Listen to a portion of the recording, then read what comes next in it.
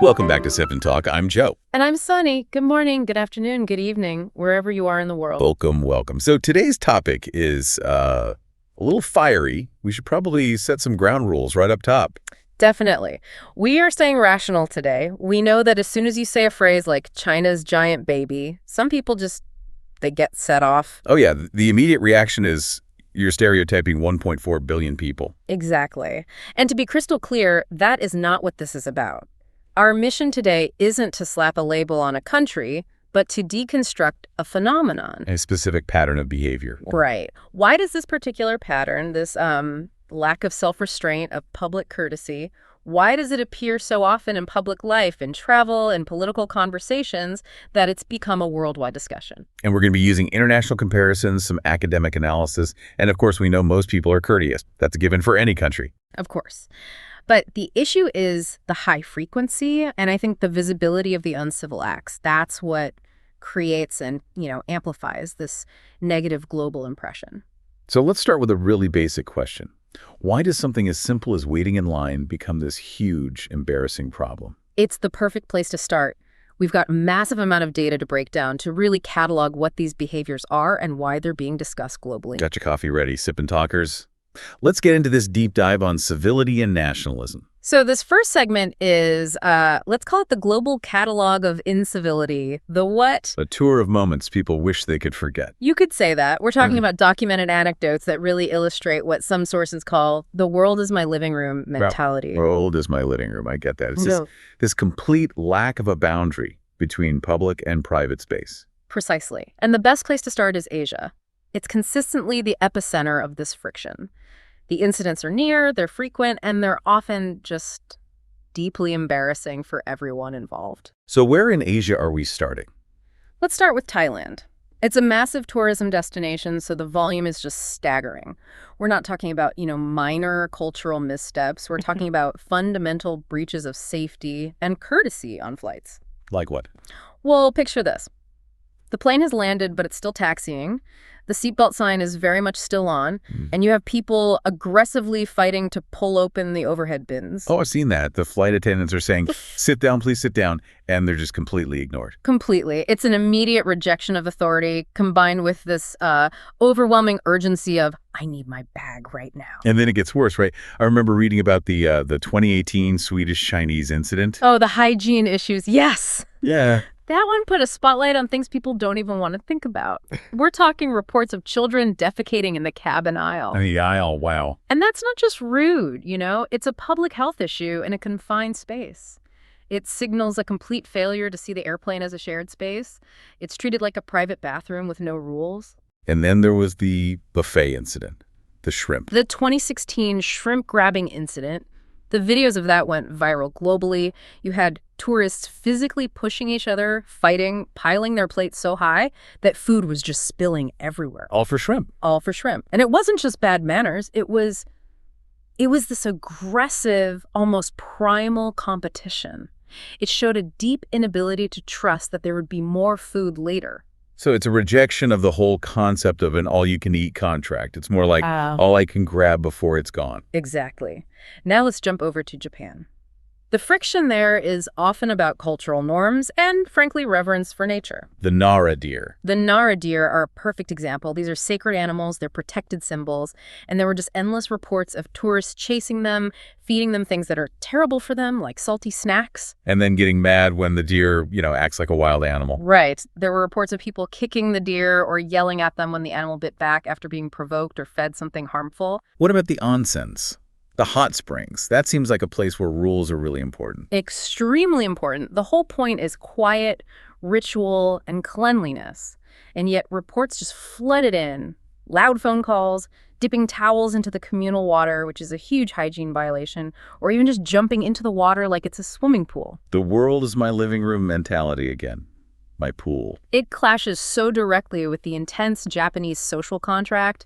And then there's the disrespect for history. The classic, I was here, carving your name onto ancient Kyoto shrine plaques. I just don't understand the impulse to do that, to deface something so old and beautiful. Our sources even noted a spike in littering on the trails of Mount Fuji in 2025, which led to local officials just expressing total dismay. And you see similar stuff in Korea.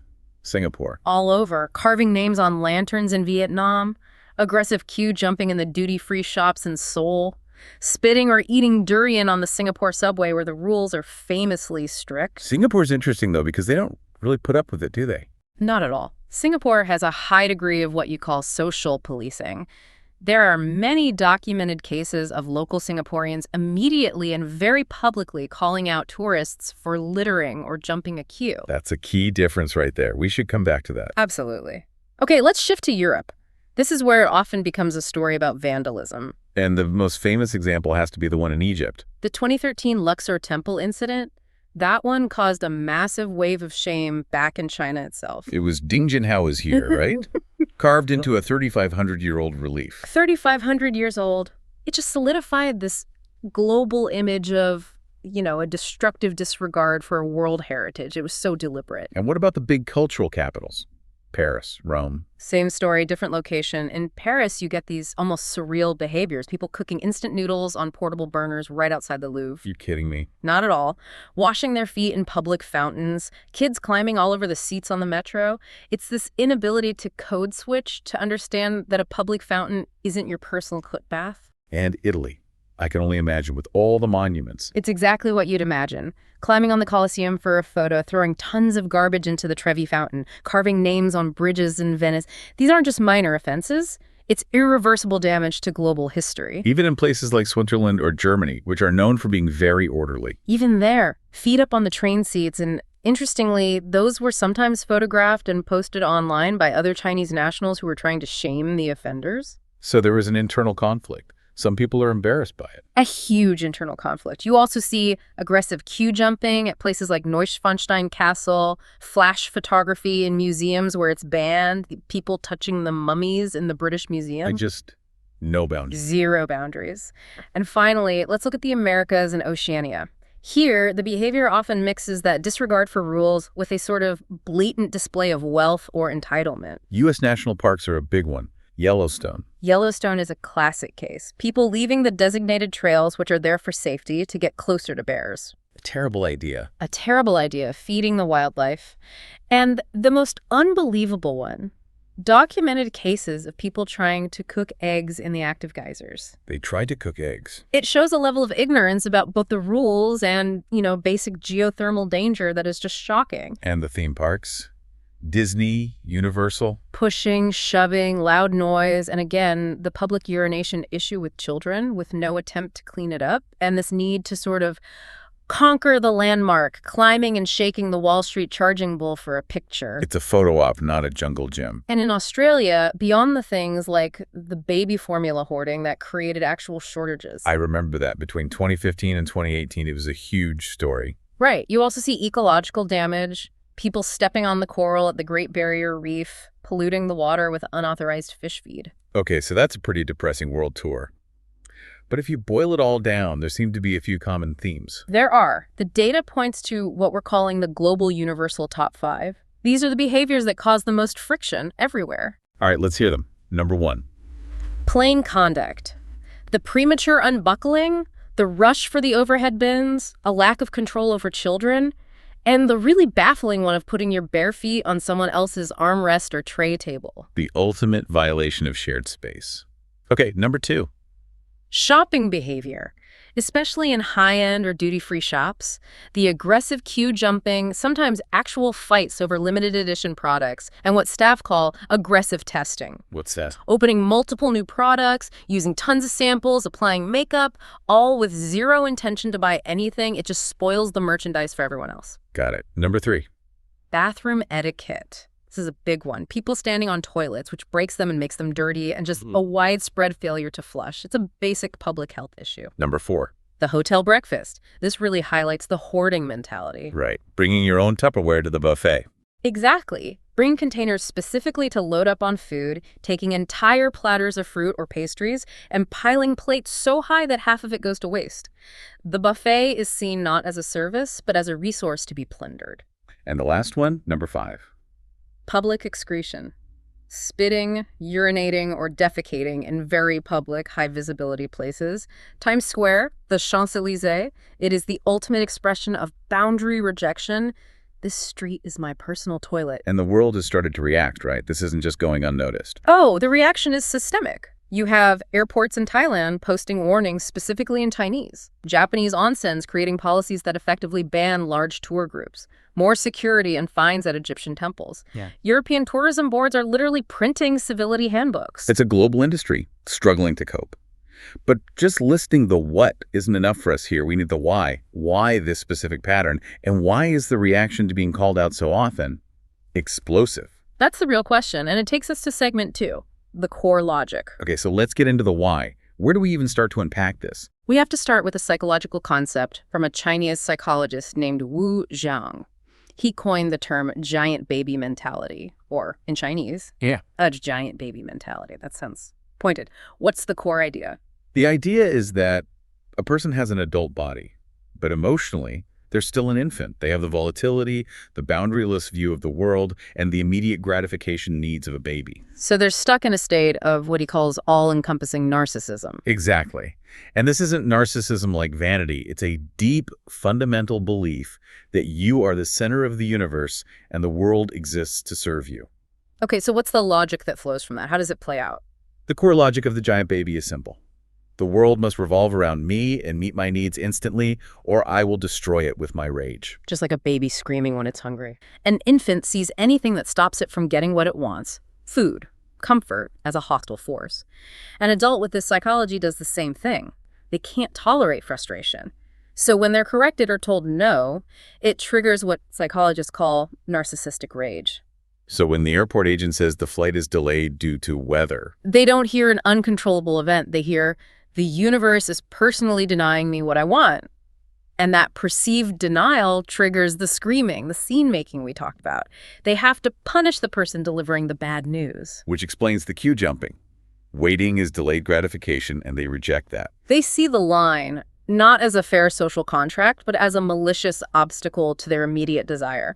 So for them, jumping it isn't even a choice, it's an imperative. Okay, that explains the personal chaos. Yeah. But this whole thing gets so much bigger when it gets political. This is where the strategic identity switching comes in. This is the really, I'd say, brilliant, but also deeply disturbing part of the phenomenon. It's a mechanism they use, a kind of flexible thinking, to always maximize their own benefit and completely avoid accountability. And it mixes the I need it now of the giant baby with the aggression of wolf warrior diplomacy. It's the perfect storm. Let's break down the first part. Logic A, macro shielding. The principle is, when I err, the nation is my shield. Give me an example of that in action. Okay.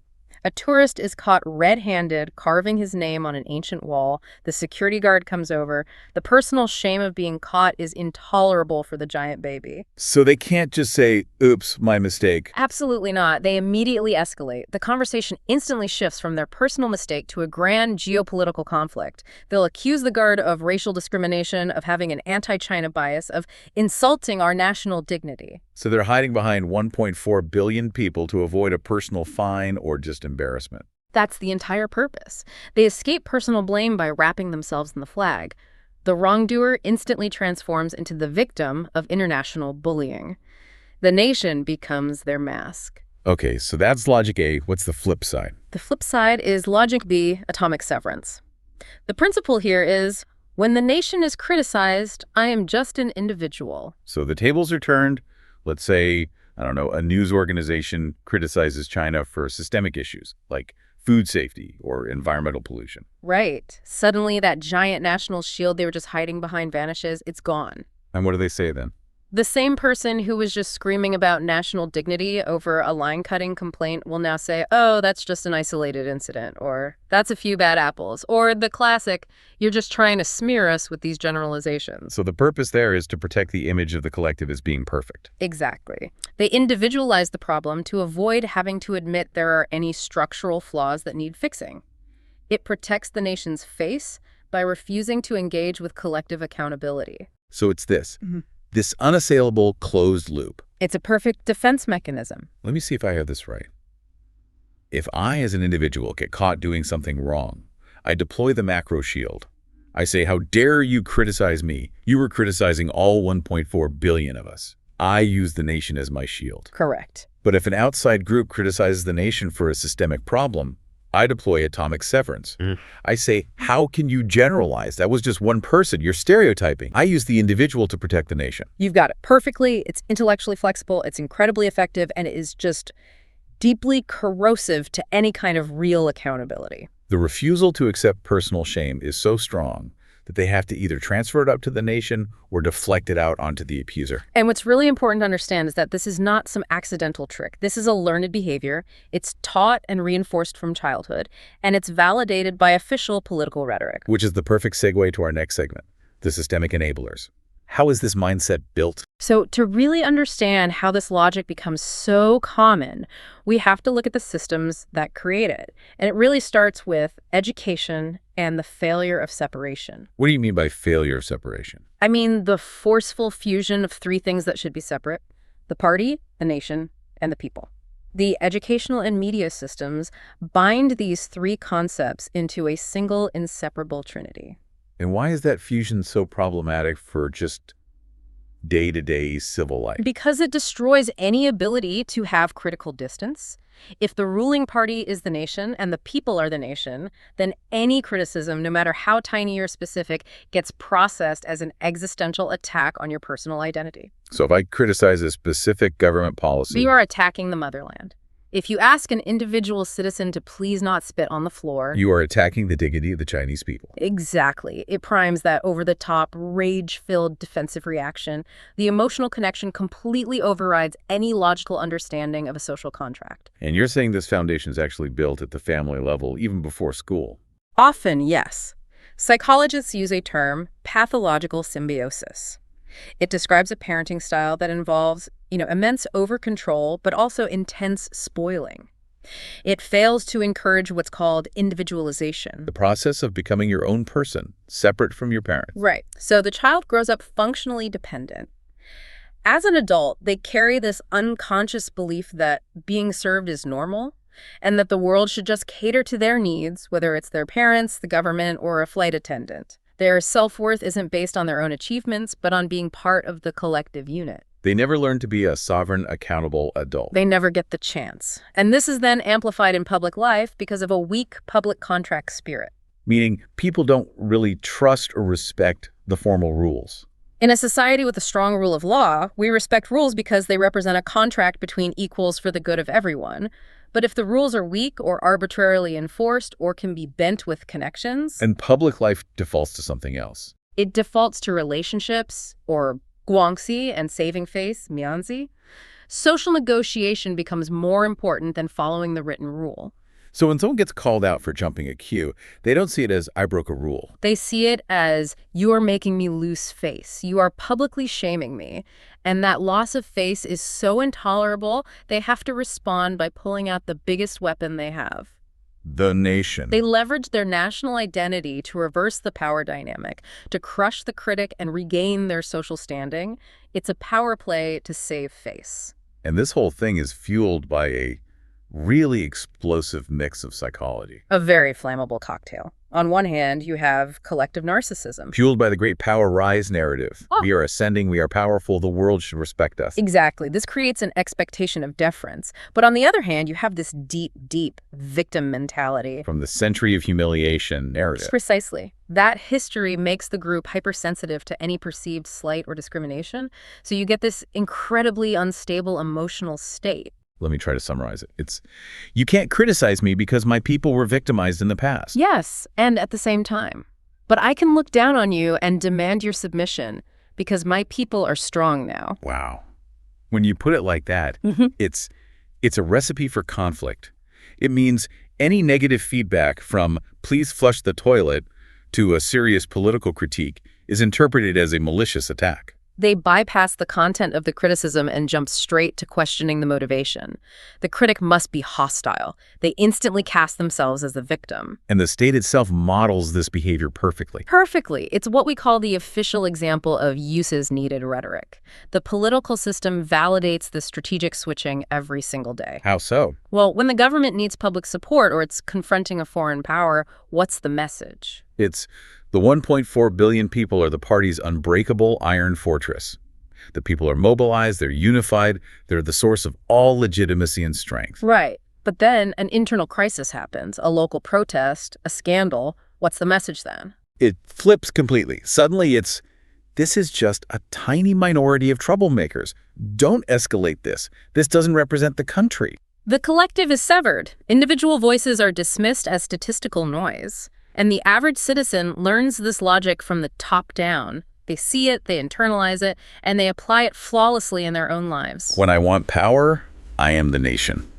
When I make a mistake, I am just a lone individual. It's a psychological survival mechanism adapted directly from the political playbook. Okay, with all that context, we can now see how this giant baby mindset plays out in everyday life, way beyond just tourism. Right. Let's look at something like consumption and service. This whole area is dominated by what you could call the bargaining by making a scene principle. You're demanding VIP status not because you paid for it, but because you're the loudest. That's it exactly. There's this underlying cultural belief that big noise gets big solutions, small noise gets small solutions, and no noise gets no solutions.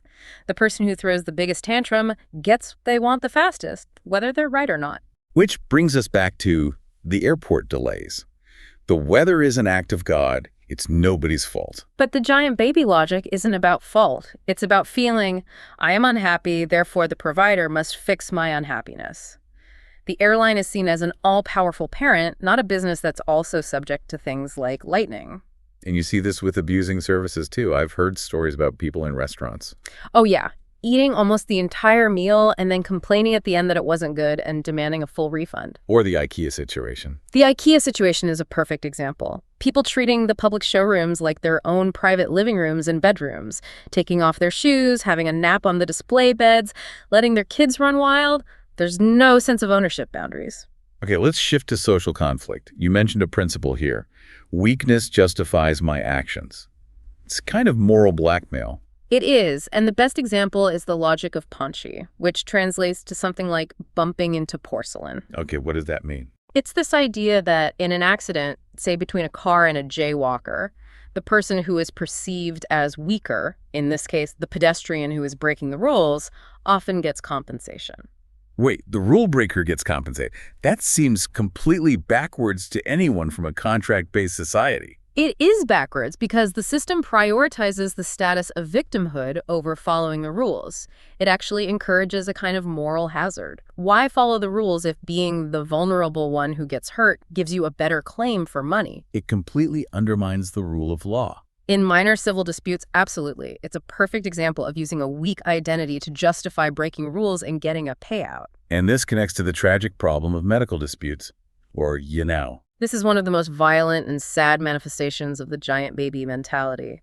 When a patient dies or a surgery has a complication, this mindset cannot process that failure and death are natural parts of life and medicine. They see the doctor not as a professional with limits, but as an omnipotent parent. An omnipotent parent who must save the patient because money was paid. So when the desired outcome doesn't happen, they don't see a doctor who tried their best. They see a malicious parent who failed them. Which leads to the violence against doctors and nurses we hear about. The tantrums occupying hospitals. Exactly. It's the ultimate rejection of reality when reality doesn't match the infantile desire for total control over life and death. And of course, this all manifests online. The online giant baby, the glass heart, and the wolf warrior. Online, the emotional polarization is absolute. There's no tolerance for different opinions. A disagreement isn't a debate. It's seen as a hostile personal attack. There's no maturity to handle ambiguity. Which fuels what's called the NMSL, or crusade culture. Right. When they see something they don't like, the response isn't a logical counterargument. It's an immediate, often vulgar, emotional mob attack. They use volume and aggression to shout down the other side, just like an infant's scream. And the reporting culture. Yes, this is key. When they see content that makes them uncomfortable, a critical documentary, a dissenting opinion, the instinct isn't to just ignore it or scroll past. The instinct is to demand that a higher power make it disappear. Precisely. They demand that the public power, the government, the big parent, step in and censor it, remove it, make it go away. They want an emotional bodyguard to protect them from any uncomfortable ideas. It's the ultimate demand of the giant baby. Total control over your entire environment, including what you're allowed to see and think. It really shows a fundamental failure of the individual to manage their own emotional or intellectual world. We've covered the what, the why, and the how. Let's wrap this up by talking about the consequences of all this. The consequences of weaponizing identity this way. The biggest consequence is what we might call the boy who cried discrimination effect. Meaning, when you overuse that claim. When you use the discrimination card for everything, to get out of a fine for littering, to win an argument online, it devalues the term. The world becomes desensitized. So when genuine, real racism happens, people are skeptical or just exhausted. It hurts the cause of fighting actual bigotry. And the irony is brutal. The aggressive, nationalistic tantrum that's meant to defend the nation's image Only reinforces the worst stereotypes. It validates the foreign view that the group is irrational or brainwashed. It's a self-defeating strategy. And we have to talk about the silent majority. We absolutely do. The civilized, polite, well-behaved majority of people are constantly embarrassed by this. Their own lives abroad are made more difficult. They bear the collective stigma for the actions of a loud minority. Which brings us back to that crucial question. Every country has its jerks. Every country has bad tourists. Yeah. What makes this phenomenon so unique and so widely discussed? The difference is the institutionalization of the deflection. It's that the switching between my personal flaw and an attack on our national dignity is a move that is validated and even encouraged by the state. It's a weaponized political operation. Right. If, say, a loud American tourist gets into a fight, they're just seen as a jerk. They're not going to claim that arresting them is discrimination against 330 million Americans. Exactly. Or, as we said about Japan, the cultural tendency there is towards apology and self-reflection, not political escalation.